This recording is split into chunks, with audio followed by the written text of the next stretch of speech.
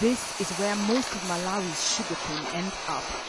Ilovo is the country's only sugar company.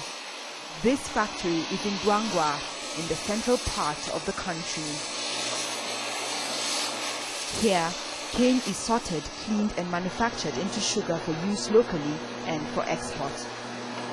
Over 30% of sugar produced in Malawi is sold abroad, making it the country's second biggest foreign exchange earner after tobacco.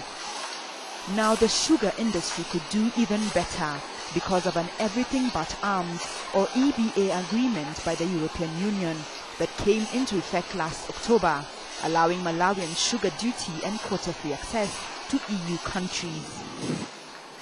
Ian Parrott is Ilovo's managing director.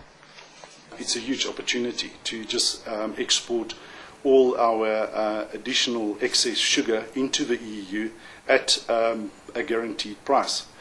And obviously that will generate foreign exchange, which is a scarce commodity at the moment, and it will definitely benefit Malawi's economy.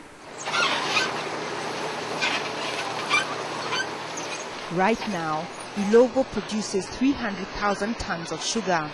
In order to take advantage of the new EU trade agreement, the company is going to up its sugar production by 200,000 tons over the next 6 years. The extra sugar will all be sold in Europe. However, analysts recommend that the country expands cautiously. The major advantage is that Malawi is not required to give a reciprocal treatment to imports from the EU, which means that we are exporting to the EU duty-free, but when we are importing, we do charge duty. So it means in terms of the competition and in terms of revenue loss, there isn't. So that's the major advantage for us. Now, the disadvantage is that the EBA is not a negotiated deal. It's something that we are just given, and the conditions are set without even consultations. So it means the conditions can be changed at will by the European Union without necessarily looking at what we need as our requirements. Malawi's sugarcane comes from large and small-scale farmers here in the central part of the country and in the south. Both regions are warm and ideal for growing sugarcane. Farmers like Richard Mtanje have heard of the EU agreement, and though he would like to grow more sugarcane, his production costs are quite high right now. He makes enough for his family, but not enough to pay for inputs, and even the fertilizer he's using right now is provided by the cooperative he belongs to. You mean that we can stand by our own? Yeah. To come out from the company? Mm-hmm. We can't manage because the money we are receiving, we can't stand. Nearby, Oswald Kanyingwe is supervising harvesting on his 3-hectare farm. Though his farm is bigger than Richard's, his story is pretty much the same. Mr. Kanyingwe usually makes about $10,000 annually from his cane, but after paying for transport to the factory, milling and his workers, he only has $3,000 left. Aguru menenambira enuli muwanga wazimbi 1979.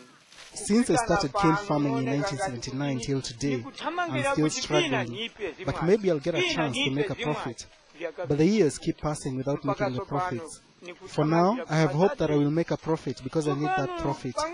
After 30 years of farming, should I still be poor without even affording a very small car?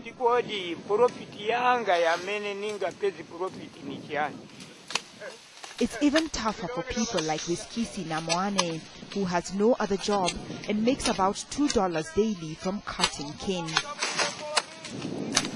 Sheet number 1995. I started this job in 1995. This type of job is very hard. It needs a lot of energy because you have to work with your hands. At the moment, I cannot be a farmer. I'm a seasonal worker. At the local farmers cooperative, Chairman Lester Salazani says that many farmers are being exploited by sugar industry service providers because they lack information.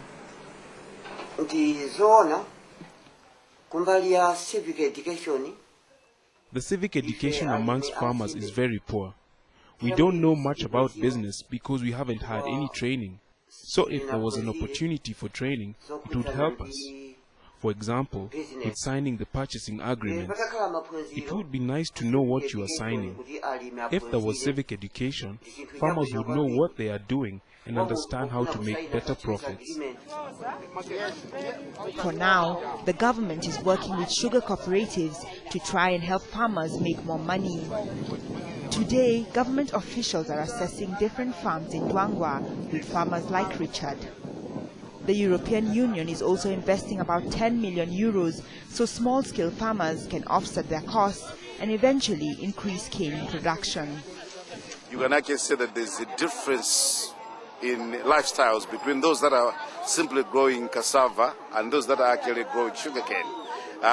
Because I think in cassava the only thing you can come out of is something to eat. But if you go into sugarcane growing, you're talking of something to eat as well as to get your basic needs, houses, whatever people need for their livelihoods.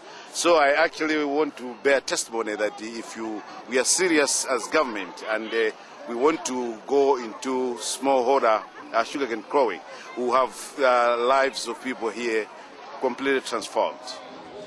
But even as the government and donors try to protect farmers from high production costs, it may be a while before consumers at local shopping centers like this pay less for sugar. The price has skyrocketed over the years, and people are finding it hard to buy packets of sugar, especially those who don't earn much. In 1992, a packet of sugar was 6 kwacha.